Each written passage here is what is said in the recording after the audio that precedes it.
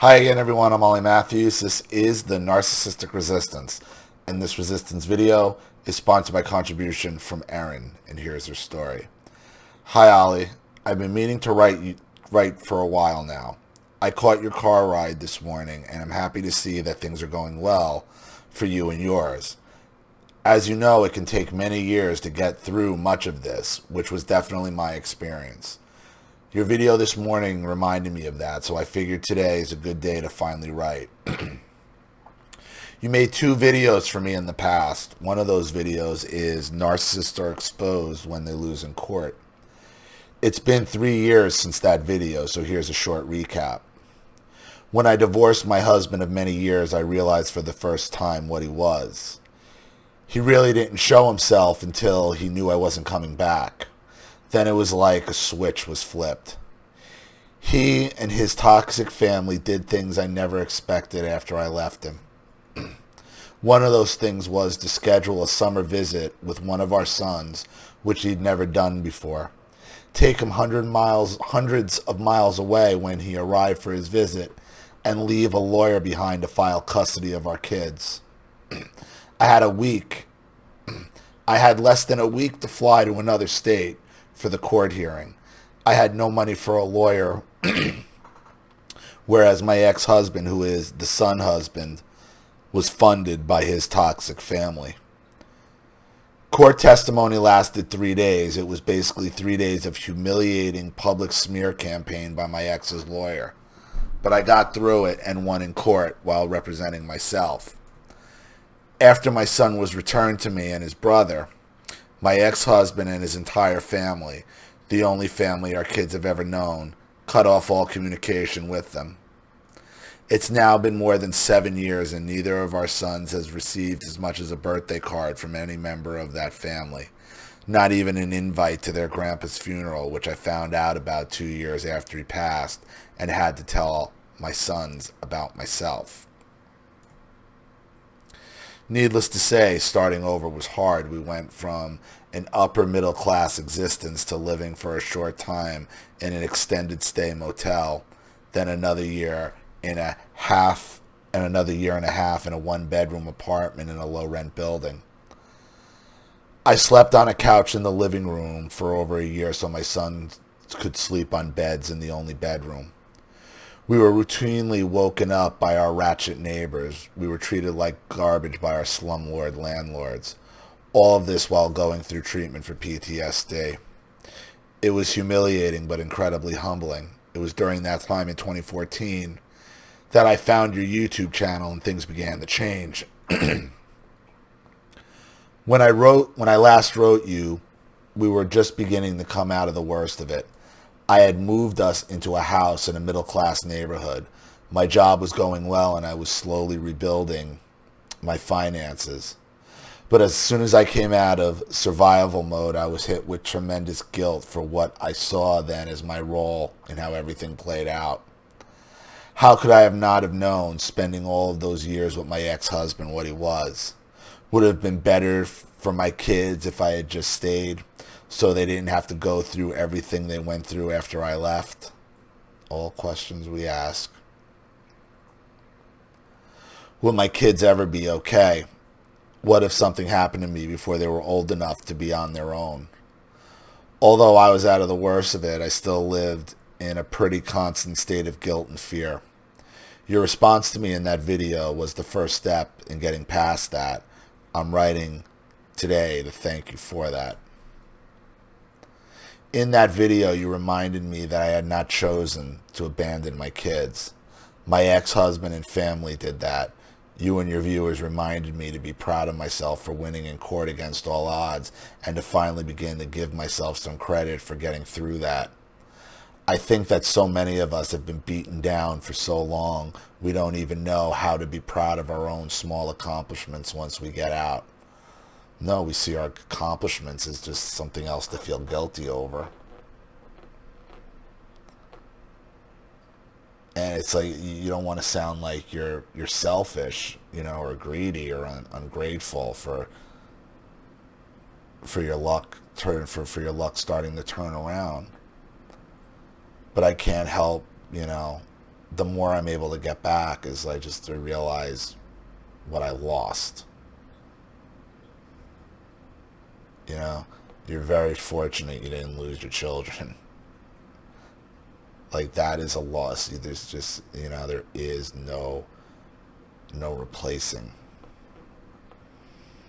all the cars and money, and it just doesn't replace. You don't know that until it happens to you.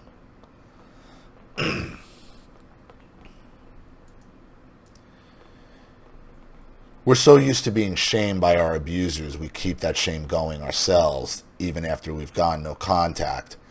After all, it's all we know. The other reason I'm writing is to update you and hopefully provide encouragement for those who are at the early stages of no contact and the fallout. My youngest son, the one who was abducted, which is the word he uses to describe what happened during that summer visit, finally asked to see the counselor when he was a sophomore in high school. Thank God we found a good one. The 11-year-old who rarely spoke after he was returned to me by his father is a completely different kid, actually a young adult now. He graduated number 2 in his high school class. He was elected to student government in his junior and senior years and played the lead in his high school's theater production when he was a senior. He was even voted prom king. He's now on a 70% academic scholarship at a highly ranked U.S. university pursuing a STEM degree. After all that worry, all that fear, I can finally take a breath and know my sons are okay. They're better than okay. They're thriving.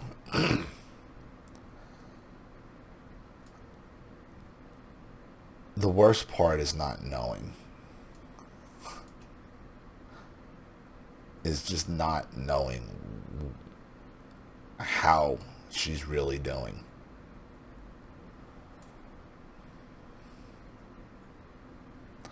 I want to encourage your viewers who are still going through it to do the best they can in the short term. If they do that, they will see long-term results. I wasn't perfect by any means, but I did my best to not badmouth my ex to my kids, despite how justified it would have been. I didn't want them to look back and remember me that way, and I didn't want them to focus on the negative. I stayed focused on our lives and making their lives as comfortable as I could despite all their losses. I focused on being the best mom I could so they felt supported and loved, at least by one of their parents. I formed healthy friendships, some of which became extended family members for my kids. I stopped dating until my youngest was a senior and rarely home himself, so that it wouldn't bring any more drama into their lives. That decision allowed me to be an involved parent and focus on my career, which resulted in higher earnings and movement up the ladder in my field. I got to the point where I could provide what they needed without relying on anyone else. All these years later, I am able to pay the 30% of my son's tuition that isn't covered by a scholarship. I never imagined 10 years ago that I would be able to do that. Unlike my parents, I'm able and willing to provide what he needs so he can focus on himself and his education. I can't imagine what my life would have been like if I had been that kind of support, if I'd had that kind of support when I was his age. But I've gotten to the point where that really doesn't matter anymore. What matters is what can I do for my kids and for the kids they'll have someday. It feels like I've been running a 10-year marathon, but I finally passed the first major finish line. I know there will be others, but everything we've gone through, I know I can handle pretty much anything at this point. So to anyone who's really struggling right now, for anyone who doesn't see the end in sight, I can tell you that if you stay focused on doing the best you can every day for yourself and for your kids, if you have kids, you will come out of it at some point. It may not look like what you thought it would look like, and sometimes it happens so slowly we can't even recognize it when it happens. But at some point you'll look around and see how far you've come. Keep that day in your sight. You'll get there. And it's the journey, and that's what I've been trying. That's what I've been trying to tell people. You know, this is a long, long, long journey that really doesn't have an end.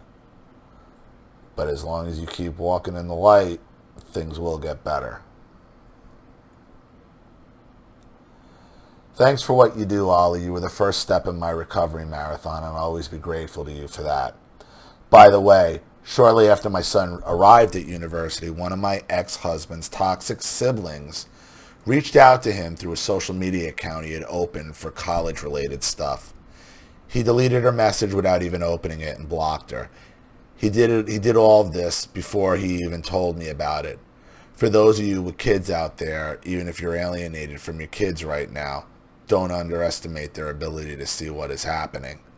Give them time and space to work through it. There's a good chance that the outcome may be better than you expected. Thanks, Ollie.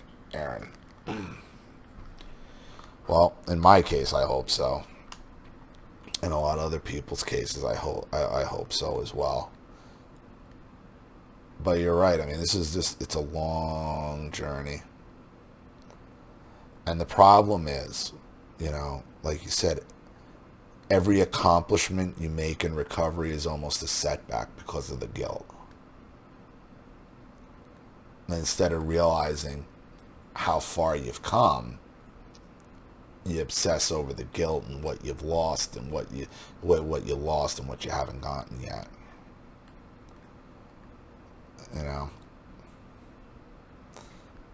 Losing a kid like that, losing contact with your child. That's an impossible hole to fill. But what you can do for me and other people in this situation is just hope one day you're right, that they do know and that they will see the light. And what else can you do at this point? So hope that helps, or helps me, or helps whoever. So thank you again, Aaron, for another contribution and story and all your support. I really appreciate it. Thank you to everybody watching. Please leave any opinions or advice in the comment section below.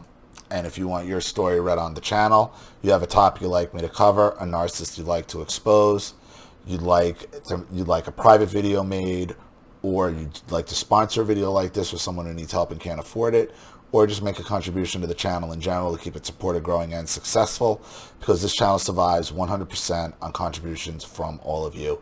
Without you guys, all this goes away. So if you like what you see here and you want to see more videos like this, you know what to do with the PayPal and email links in the description box.